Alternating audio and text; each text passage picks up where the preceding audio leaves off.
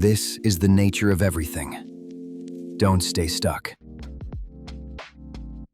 You know what's funny? Like, we spend so much energy managing everybody else's opinion of us. We rehearse conversations with our boss and we overthink texts to our friends and we replay arguments with our spouse at 2 in the morning. But the conversation that actually matters the most, it's the one that we have with ourselves, but we just don't show up. And here's the reality. That's not an accident. We ghosted that on purpose. Like we turn away from that on purpose. We just don't call it that.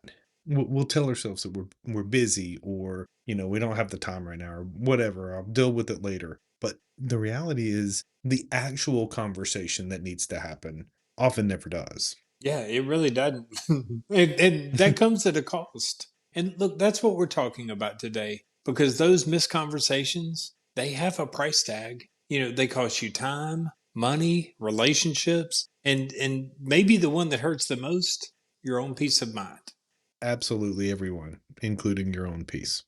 Hey everybody, welcome back to The Nature of Everything. I'm Bo. And I'm Clint. And look, today we're going somewhere that sounds simple on the surface, but if you're honest with yourself, and I mean brutally honest, like really getting in there, you're gonna feel this one. This one's gonna hit you. Yeah, it all sounds simple, right? We say that a lot. It's like it Mhm. sounds simple. It is simple. It's not easy. And what we're talking about is the conversation that you, that I, that we all keep canceling on ourselves. Not the one with your spouse, your partner, not the one with your business person, not the friend that you've been meaning to call, the person in the mirror, that one that has no audience and no witnesses and no excuse. And look, we're not here to pile on top of, on top of this with more. We're not going to sit here and tell you that you've been weak or lazy or that you should have figured this out by now. It's Mm-mm. really not that. That's not what this is. What it really is an honest look at why the most important conversation in your life is also the easiest one to avoid, and what it actually looks like when you finally have it. That's good. Let's get into it. Let's start here because I think we all get this wrong a lot. When someone avoids that hard conversation with themselves, it's easy to think that, you're just weak or that you don't care, but I don't think that's it at all. Not at all. And actually, from a behavioral standpoint, what's happening is something much more fundamental than anything that would be remotely considered weakness. It's protection. It's protection through avoidance. Your brain, the brain, your brain, my brain, your brain, our brains are All the literally trying, brains. every of the brains are trying to keep us, like we've said in the past, safe from the discomfort. And that's still just the crux of it. That's it. That's the whole mechanism, is just getting past or around the discomfort. And look, that sounds reasonable to me. Yeah, until it's not. Because what starts as self-protection very quickly becomes, it, I would say it becomes like self-imprisonment. And here's why. I'll tell you why. The research backs this up. Dr. Stephen Hayes, who developed acceptance and commitment therapy, also known as ACT, coined the term experiential avoidance. And that describes this particular pattern that we're talking about. So, experiential avoidance is the tendency to avoid internal thoughts and feelings that are simply unwanted. And what the research consistently shows is that the more aggressively that you avoid those internal experiences that you don't want, then the more power they actually accumulate. So, realistically, based on his research, what it comes out to be is that you're not escaping the thing, you're actually feeding it. Oh my gosh, Clint. Like, I caught the act. I mean, like I must have caught this at some point in you, my life because I've got it. you at least got caught in the act, right? Yeah, but I mean, it really does. It changes when you hear it that way. That you're not Mhm. getting rid of the thing by avoiding it. You're just giving Yep. it sort of like more real estate, I guess. But yeah, I've totally got it. I need the I need the solution, the salve. So, and you're right. Like you're giving it more real estate. So follow us for just a bit on this. Like that is correct. You're giving it more real estate, and I think for most people, like most of what we talk about, it doesn't look like a dramatic like breakdown. Yeah. It is way more subtle than that. it's like a it's like irritability, probably, to, like, things that are sort of nagging at you, like, Check in yes that on sort that of symptom. Mildly right? But irritated all the time. indeed, but, like, but it's like a low grade, yeah, mildly low grade style irritability that you can't explain, you just have that going on, and it like, this disconnection from the people around you, you chalk up to being tired or whatever the case is, but a general sense that something isn't landing right, something isn't sitting on you right, it just doesn't feel right, but you can't ever put your finger on it, like, that's the kind of stuff that we are actually talking about here. Well, and I mean, I think you can't put your finger on it because you won't let yourself put your finger on it, right? You won't have the Yeah, yeah. conversation with yourself. You won't look it in the eye. I mean, that's the thing. It's like you can sense it, but you just won't look at it. Yes, and again, it's not that you don't have internal dialogue. We all have internal dialogue. It's the real conversations that I think that we're oftentimes like sidestepping. And again, I'm going to throw some more research at you. Dr. Ethan Cross, he's a psychologist at the University of Michigan. He wrote a book called Chatter. And in this, he talks about this inner voice that we all carry, that internal dialogue that we're referencing. He describes it as one of the most powerful tools in the human mind. But when we avoid engaging it honestly, when we let it run unmanaged and in the background, that's what he's referring to in the book that he's called Chatter. That looping, nagging, like unrequited, unresolved noise that just follows you everywhere and just stays in constant rotation in your Yeah, brain. he Uh, calls it chatter. I call it like that internal asshole. That's what I call it. 100%, right? And I just don't know that he could sell a book called Internal Asshole. I don't, I think he could. maybe. He probably could. We should try that. But his research found that this chatter, it has like all kinds of like effects. It can affect your health.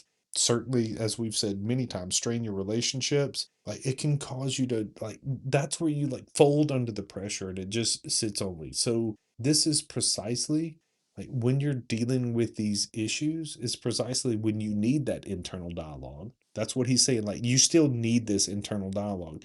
You just can't let it go unchecked. You can't let it go unmanaged to where it's the noisy chatter in your brain. Yeah, and I mean it's brutally ironic that when you Mm, avoid hmm this thing, that hmm it's the thing that you need to deal with the most. Probably, it's the first thing. I think that is probably the best way to say it is that it's brutal irony. Look, and I'll tell you, I know that feeling personally because I've been there. This is something I hmm struggle with. Just wanting hmm to just ignore all the important shit that gets thrown at you, and you're like, I'll deal with it Indeed. later. I mean, I think Yep. that most people listening right now know exactly what we're talking about too. That background noise, and we keep it in the background. It's that Sure. thing underneath. It's everything that we've kind of learned to live with that we know that we should be acting on. Well, and that's sort of the point is that the real unfortunate side of this is that we've all become very comfortable with that noise, with the chatter in the background. But as long as we keep it sort of just churning in the background, that's what Hmm. we've become like normalized to. That's what we've learned to live with. And that's exactly what this research is showing is that that's what's so freaking dangerous about it is because like just because you've normalized to it doesn't mean that it's healthy and good for you. So normal and okay are not the same thing. Mm. That's a t-shirt worthy one. Normal and okay are not the same thing. They're not You the know, same thing. but at the end of the day, there's a cost to all of this, and it's not Indeed. just philosophical. I mean, there's Right. an actual price tag on this crap. And the more you avoid stuff from yourself, I promise, like I've paid it. Clint, have you ever paid Yep. that price? I mean, I'm still paying it off. and look, I am willing to bet that anybody listening right now has paid some version of it too. Sure. 100%. Which yeah, since we've all paid it and we're all then let's name them. But that's the confirmed piece, right? If we can name what it cost us, if we can name the cost, then we are no longer we're not able to just sit there and pretend that it's not there anymore because we've named it. We've confirmed it. Okay, so I'll give you one. One cost Okay. is time. In a really Sure. practical sense, like every decision that you kind of keep putting off because you won't get hmm honest with yourself about it, every time you put it off, like that indecision, like it just eats up your time. And what's Sure. really sad is that it doesn't sound bad if you're like trying to make up your mind, what you want for dinner, and that costs you an hour. But there are some decisions that can cost you months or years sometimes. Even in my life, I've lost time that I'm not going to get back, because I wouldn't sit down and have that conversation with myself that would have given me the clarity. I just kept recircling and just debating it and telling it why we didn't need to talk yet. And even to this point, like we have a section in our book about time ownership because we don't want to look at it as management. We don't want to manage our time. We want to own our time because we recognize that these time costs, like they compound over time, just like you're saying, because when you're not clear with yourself and you're not taking the time to confirm these, then you're moving really inefficiently. Like you're spinning, you're drifting, you're wasting your time, and you're not owning your time. You're being reactive for the most part. Like somebody else is deciding what you're going to do with your moments. And I think that you end up like putting time and effort and energies in directions that don't align with your authentic self. I would say, yeah. I Yeah, mean, you're yeah. you're you're spinning your wheels because you're not being authentic to what you want to do because you hadn't confirmed where you want to go and you haven't confirmed how you want to own your own time. Yeah, and look, I think that's one of the reasons why I'm always just like, read the book, but read it like 11 times. And the reason I want you That's to right. read it 11 times is because you're going to talk yourself out of this honesty. Because, like you're saying, it is hard. But if you don't Sure. take ownership of your time, you can look up and years have gone by. And there's still this like little unresolved thing that probably you could have taken care of. And it's not just time. I mean, like we just harped on time, but it's also money. It's a lot of Well, things. time is money. Isn't that what everybody says? That's what they keep saying. And it's uncomfortable to admit out loud, but I will admit it. I have made some financial decisions, No. that were stupid. And they were, No, certainly and not. can I tell you that I still make them and they're stupid. And it's just because I don't Sure. want to deal with it. Like I Right. personally, like I'm not super materialistic and I think money is kind of stupid. It causes wars and famine and all kind of stuff that just doesn't seem fair. So it's like, I don't want to have to deal with all this money crap. It's so existentially unimportant, and I get to be all high and mighty, but I avoid crap and it has cost me money. I do want to make sure that the listeners understand that the flippant manner in which Bo spends money has been the tale of no end to all of the wars and famine globally. He's the root cause because of his terrible spending habits. Mm, But just so fall you on know, me. luckily for you, Bo, it's not unique to you. Like I think I thought like I my mean, there's lattes were just totally destroying the well, universe. well, they're causing famine somewhere, from what I gather. But like there's no misunderstanding that this pattern shows up constantly in all types of behavioral research. Proves it time and time again. Like even with money or anything else, when people are avoidant, like psychologically avoiding what they don't want to deal with, when they're working hard not to engage with the discomfort, like they don't want those internal realities, they don't want to deal with that shit. As they put so much effort in avoiding that, like all of their decision making suffers. And so, yeah, time, money, they all suffer. Like whatever it is, like to stay, how would I say it? It's just like to be compulsively like busy to avoid stillness, like that is detrimental. Mm, Like, that's it. That's an interesting one to bring up because we think if we're avoiding that we're doing nothing. But to say to be compulsively busy, like that's mhm. another way to avoid things. That's interesting.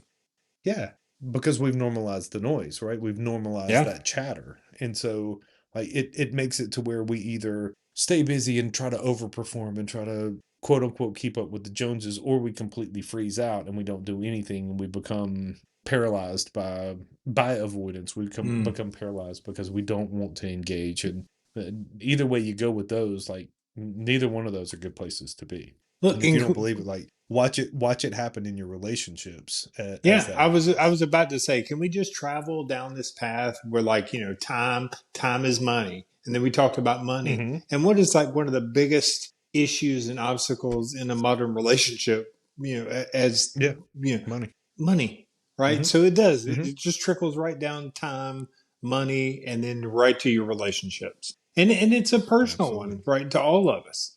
When we're not having that internal conversation, when we're carrying around something that we haven't admitted to ourselves or we haven't named it, it always comes out sideways, whether it's something simple like, I'm tired of Mhm. taking the trash out, or, it's important like, hey, you're spending more money than we need to spend, or whatever it might be. Like we become less patient, and we become Right. less present because we have that low grade irritability because we're not having that conversation with ourselves. And if we're not having it with ourselves, we're not having it with our people. I mean, we're physically in the Mhm. room, but we're just kind of checked out, which is funny because we're just living in our heads.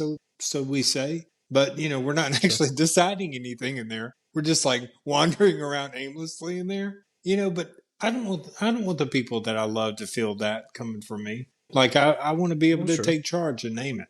And to be present. You wanna be present for Yeah. those in your life. Again, whether it's at home or work or, social, whatever it's gonna be, because we all know that presence isn't be it's not about being in the room, like you said. I mean, it's about being engaged, and I think that's another one of the issues that we will continually see is I think that's probably one of the issues where, like, why phones are so like addictive at this point because we've normalized the chatter and the noise in our head. We don't want to actually engage with it. We don't want to be honest with that and confirm what's going on there and have that internal dialogue so that we can have external approaches or conversations. So it's much easier to just have the noise in your head and then visualize whatever you're doom scrolling on your phone to where you're not having to engage with anything. You're able to just continually run from yourself and completely be distracted. Like I like what Brene Brown says about this stuff. She only spent decades Mhm. studying this vulnerability and In just shame a few days or connection. so, yeah. Yeah. But I mean, like what she finds is that the people who struggle the most with genuine connection, they're not the people that don't care. They're the people who Right. work the hardest to manage like how they're perceived. She calls it like they're hustling for worthiness or whatever. All that Mhm. hustle, all that, sort of like all those conversations we don't have with ourselves to admit how we're feeling and name these things, it all can create distance. It shores up, like, that defensiveness and protection, and she actually uses the word armor in Okay. her in what she says, and I think that's, valuable to consider is that, armor feels like well, in this sense, like you feel like you're armored up for like self protection, but the people around you don't feel that as you're being protective. They just feel like you're getting walled up and walled out. And I think if we're not careful, the people that matter to us and the relationships that matter to us, I think they see you as now unavailable. They see you or you're keeping them at arm's length that you won't let them in. They don't That, have a role anymore to play with you. that really stings. I mean, it's Mhm. just so easy to find yourself there. To just have these Sure. internal dialogues to be kind of procrastinating on a decision, or you don't want to own up to something you need to change or whatever, and it creates that low grade. I mean, all that we've just said. I mean, like it's really important because I mean, it really does. Kind of give me a little gut punch and say, like, I don't want that for my people. I Right. mean, because that's Right. that just interrupts my peace of mind. And look, I think that peace, like I think that's the quietest cost of all here. Yes, I completely agree. Peace is probably the most valuable thing that you can have in your life. But there's also the what we're talking about is being walled up and walled out and self-protective and maintaining the chatter in your voice. Like that's not peace though. Mm-mm. Um, I think that avoidance. I think it wears like this mantle that as long as you can stay distracted, then probably it sort of functions, falsely as peace, but it's not. And I think peace, like true peace and how you feel and being peaceful in your soul and in your life and in your head, that's probably something that's the most underestimated.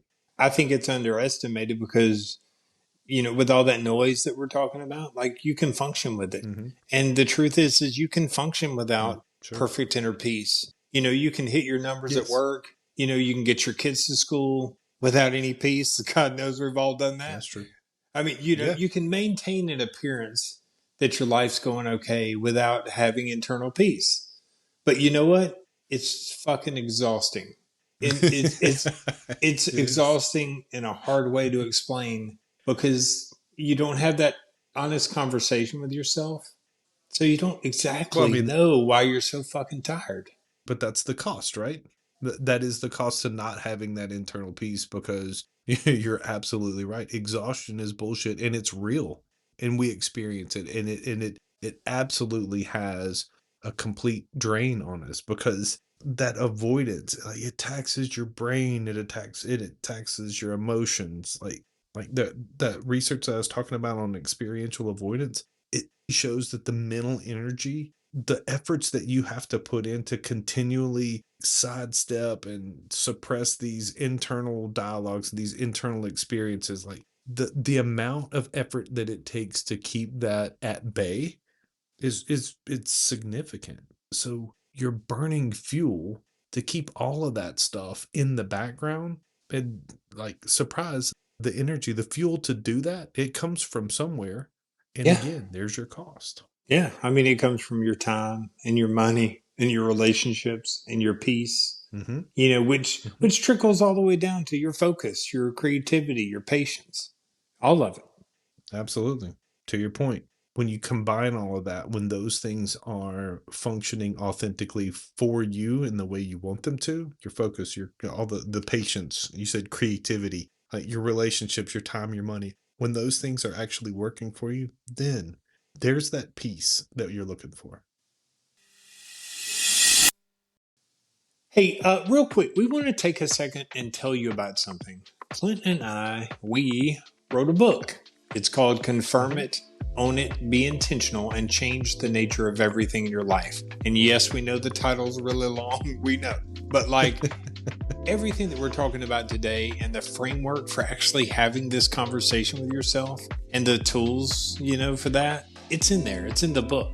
And it was written to be read, like we said earlier, more than once. And not because it's complicated, but because, where you are in life changes and what you're able to hear, that matters and that changes over time. And look, the whole idea behind Coin is that it's a practice, not a one-time read. Like Bo said, it's not a one-time, it's not an overnight overhaul, it's not a one-time fix.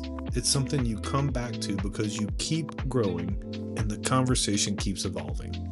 Yeah. So go grab the book at coinyourlife.com. And while you're there, follow us on Facebook, Instagram, TikTok, YouTube, all the things. Just search Coin Your Life. We're going to be putting out more and more consistent stuff for fun and for reflection, and would love to have you in our community. Let's get back to it.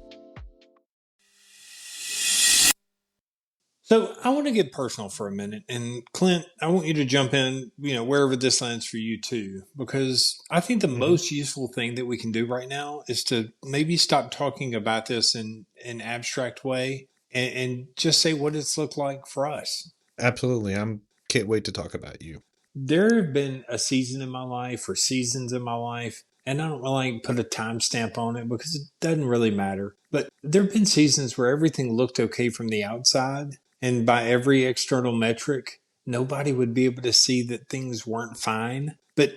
internally, I was carrying around stuff I wouldn't look at, grief, loss, hardships, struggle. And what I can tell you is that I might have been present in the room, but I wasn't present in the conversation. And I might have been showing up places, but I wasn't arriving. And I just kept telling myself that I was just tired, that I was just stressed, that this was, sort of a phase of life, the stress phase, wherever that is. It's conveniently right now all the time. But the truth is that I had questions about my own direction, professionally, personally. And I was not actively asking myself some really important questions because I didn't want to deal with the answers.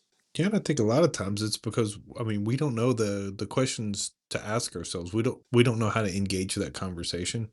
But it's not unique. I don't think it's unique to anyone. But I do want to ask you then, like, what did it actually cost you then? Like Well, being in that spot at that moment, what did that cost you? I think we just covered it, right? Time, a lot of time, relationships. Mm. Mm-hmm. Sometimes the Mm-hmm. people that are closest to me, they can probably feel the difference. even if I was right there. There was financial Yeah. dimensions to it. The decisions that I was making in that season, they were just made from a foggy place. They might not have even been the worst decisions, and the circumstances may have been legitimate, but they weren't fully intentional because I wasn't having honest conversations with myself. And again, I think a lot of it comes to, don't know what to ask yourself. You don't even know how to you don't know how to approach yourself in that spot because it is foggy. Like reduced visibility. Like you have like blinders on in a way. That's it exactly. You know what? I would definitely say that I have watched people operate from a stance of reduced visibility. I do like that phrase, reduced visibility. I don't know that there's a lot to this. It is sort of that low grade. It's like a fever of anxiety, but it's like the low grade kind that you're just keeping that background noise churning and this foggy feeling that you were kind of in, that becomes the normal. It just becomes the way things are. Yeah, I mean, I think you just stop noticing the fog, you stop hearing the noise. Because once again, I think we've normalized that. And again, that's the dangerous part of this because normal and okay still not the same thing. Yeah, and like I think for me, things really started to shift. When I stopped asking, like, why is everything terrible or some fatalistic words, and I started asking, like, what do I need to be honest with myself about? What do I need to hear Mm, from me? And it's not just like, well, why do I feel a little off? It's what am I not saying to myself? And those are very different questions. yeah, those are completely different questions. You said why does everything feel slightly off? Well, I mean that's even sort of a passive approach to, Hmm. what's externally, what's going on around me? What's the environment doing to me that makes things feel slightly off? It's passive, right? That is allowing the environment to have that influence over you. Versus what you said the other one was, what did you say? What am I not saying to myself? Yeah, like what am I not saying to So, myself? well, that one actually puts you back in control. That puts you in the driver's seat because it's the beginning of that's that confirmation piece. What is it that I'm not saying to me? What is it that I and me? This is about me confirming what I need to look at about me that I'm probably unwilling to look at any other point. So that's given you the opportunity to name whatever is plaguing this situation because as we've always said, you can't be intentional about something that you're running from. You can't deal with something you won't name. And here's the thing that I want people to hear because it's what I needed to hear when I was in the middle of some fog. And it's not about beating yourself up. It's about having an honest conversation with yourself. Sure. It's not a tribunal. It's not a sentencing. It's more like finally opening up a window in a room that's been closed up for too long. You got to let it breathe, as one song lyric I love says, like open up the windows and let it breathe. But I'll tell you one thing that I wish I knew was this Hmm. simple freaking acronym called COIN, just to hold in your heart to go Right. like, okay, I need to confirm this. I need to take ownership of this. I need to create some kind of an intentional plan so that I can change the nature of everything. Then let's get practical with what we're talking about because that is what we're wanting out of this framework specifically is to have practical application for what we're talking about. For stuff like this, like I think a lot of conversations like this one we're talking about, I think it loses a lot of people and I think it gets lost in the mix because we consistently hear people say, be honest with yourself. And it does sound great. And you know what that means, but it doesn't actually tell you anything. It It doesn't doesn't. actually do anything unless you do it, right? Unless you be honest with yourself. And I think it is an important piece. Like, what does that truly look like? What does that conversation? What does it actually consist of? Yeah, and look, this is where coin really earns its keep because it's a framework. It's not just a philosophy. It's literally a process. So let's break that down. The conversation with yourself starts with, let's say, three honest questions. It's not a journal prompt. It's not a personality assessment. All those are great. But these 3 questions that you sit with long enough to where you actually answer them. Yeah, and look, I think like the first question, what am I actually feeling right now? Not what should I be feeling, not what makes sense to feel in this given circumstance, but what am I actually feeling for right or wrong? And it matters. I mean, research shows that when we can actually put a name to it, we name our emotional state, that we reduce the intensity of that feeling. To name it is not weak. It's actually the first act of controlling it. There's like actual real neuroscience behind what you're saying there. The act of labeling an emotion, it activates your prefrontal cortex. And your prefrontal cortex, that's the rational, like problem solving part of your brain. And as this happens, like it reduces activity in your amygdala. And your amygdala is where like your fight or flight and threat responses live. So when you name these things, you're literally changing your brain's relationship to these. So as you consider how these things are working, it's not just motivational language. You're not just hyping yourself up. You're actually using biology for the reasons that it's supposed to be in place. So, question one again, like, what am I actually feeling? And you want to ask that question and be honest about it so that you can whip your amygdala's ass. Like, that thing is not helpful at all. But it's nice to know that there's actual science behind it. Sure, there is, and there's science behind practically everything that we talk about because it continues. There's always more to go, and so, for instance, we've already talked about that. What am I actually feeling? Question two: what am I avoiding? Like why? What am I avoiding, and why? To be clear, like the why piece of this is vastly important.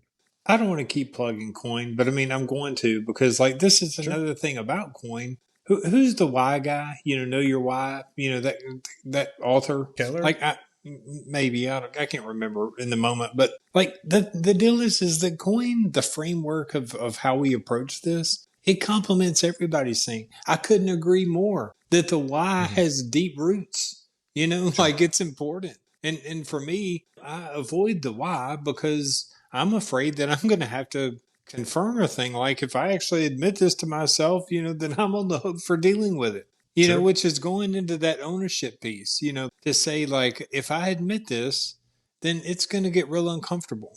It's just a perverse logic.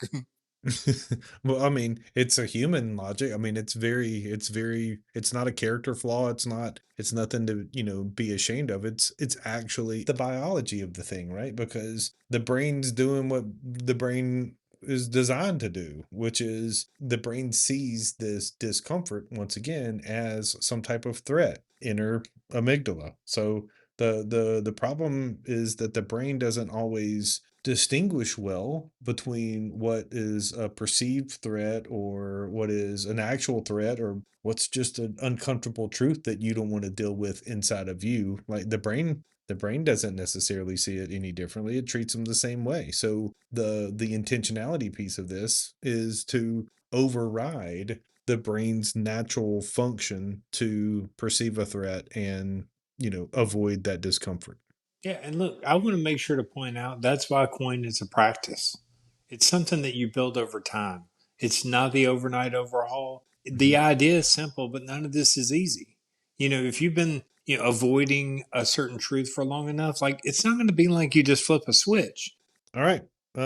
Third question that you should probably deal with is what would I tell my closest confidant, whether it's your significant other, your spouse, your best friend, whoever it is, what would you tell them if they were in your exact situation with whatever you're dealing with?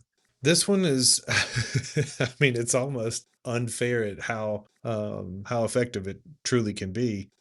Ethan Cross actually covers this specifically and directly, says that humans are dramatically better at giving advice and compassionate advice to others than we are at applying that same wisdom to ourselves.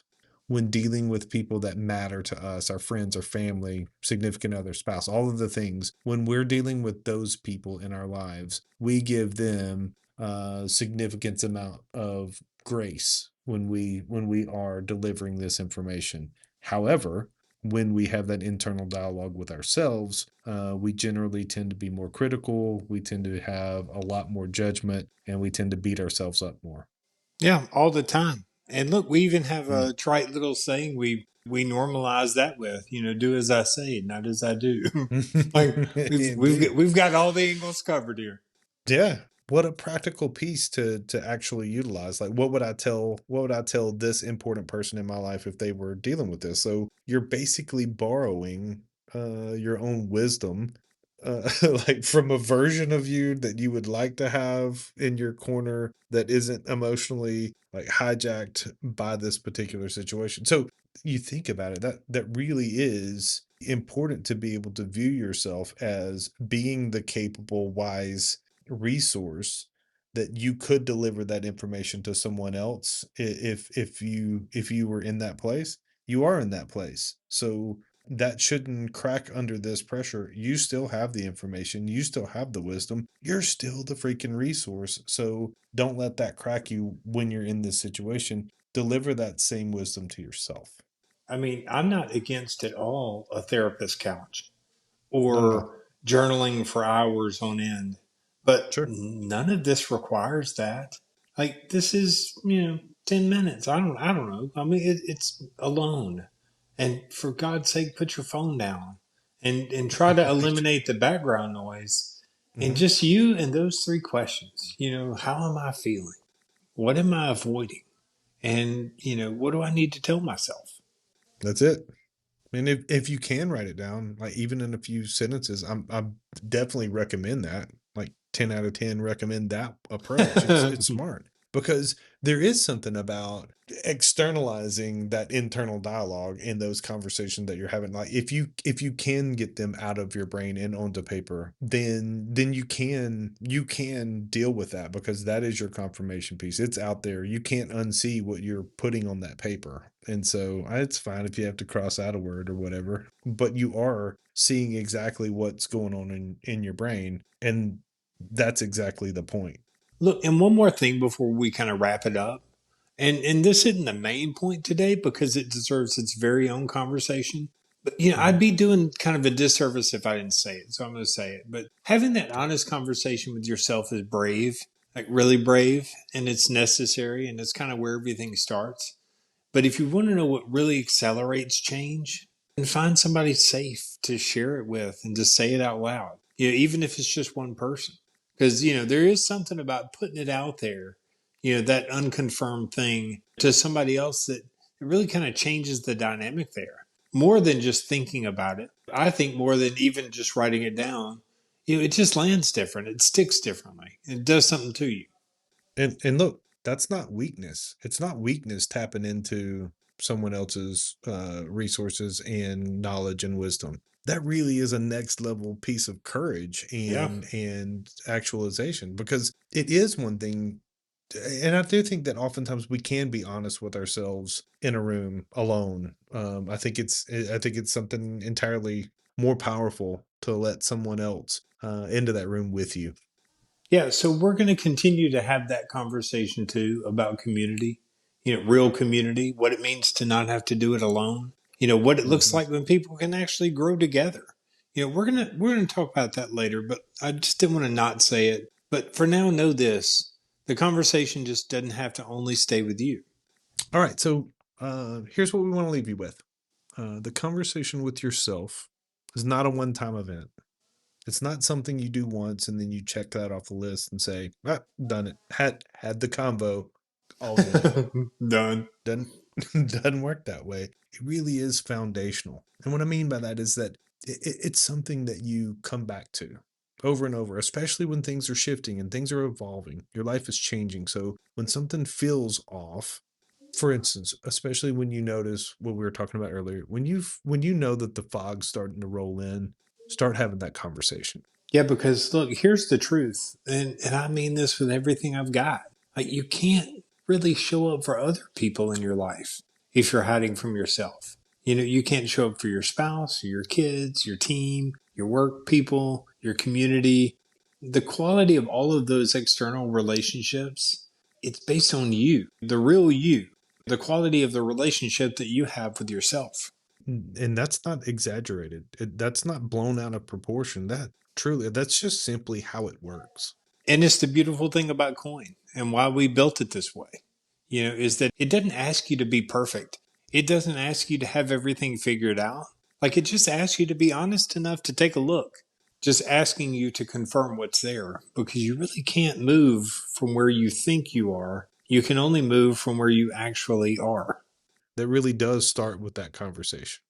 So look, if today's episode rung a bell for you, landed on something that sparked, then there's a version of this conversation that you've been putting off. I really believe it. And to that end, if you want to talk about it, we'd love to hear about it. So reach out to us, leave a review, share this with somebody who needs to hear it, share it with everybody because they all need to hear it. Let's be honest. And if you want to join us further, the book is at coinyourlife.com.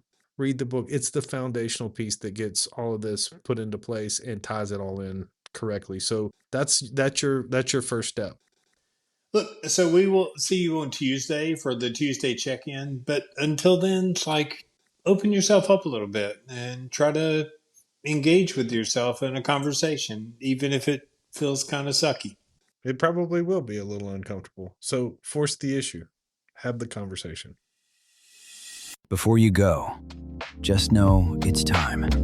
Time to connect. Time to change the nature of everything. Find us at coinyourlife.com and don't stay stuck.